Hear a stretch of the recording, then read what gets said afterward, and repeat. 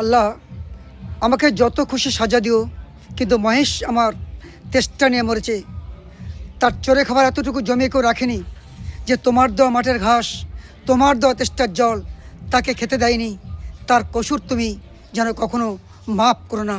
মহেশ, আপনার লেখা থেকে বুঝতে পারছেন সেই মহেশ গল্পের যে গল্পটা আমরা কিশোর বয়সে পড়েছিলাম, সেই গল্পের এই লাইন, অর্থাৎ শোষিত, নিপীড়িত, বঞ্চিত, উপেক্ষিত সে মানুষের প্রতীক মুসলমান দরিদ্র হতভাগ্য কৃষক, সেই গভীরের আর্তনাদ বা মনের যন্ত্রণা এই গল্পের মধ্যে তুলে দিয়েছেন।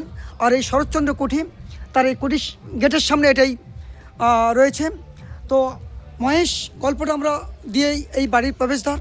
অর্থাৎ মহেশ যে প্রাণের দিক প্রিয়, যে জন্তু, অর্থাৎ ইমোশনাল যে বন্ড, মানুষ সঙ্গে পশুর যে একটা অনুভূতির টান, সেটাই ফুটে উঠেছে।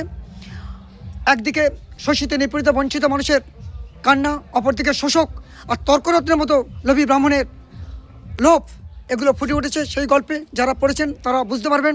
সেইটাই দিয়ে আজকের এই প্রবেশদ্বার, শরৎচন্দ্রের সেই গল্প। গফুর মুসলমান দরিদ্র কৃষকের একটা প্রতীক, হতভাগ্য মানুষের প্রতীক। আর তার মেয়ে আমিনা, যিনি দরিদ্র পরিবারে আধবেলা না খেয়ে অনাহারে যে বড় হয়ে ওঠা, সেগুলো তার প্রতীক। আর অপরদিকে তর্করত্ন হচ্ছে জমিদার শ্রেণীর প্রতীক।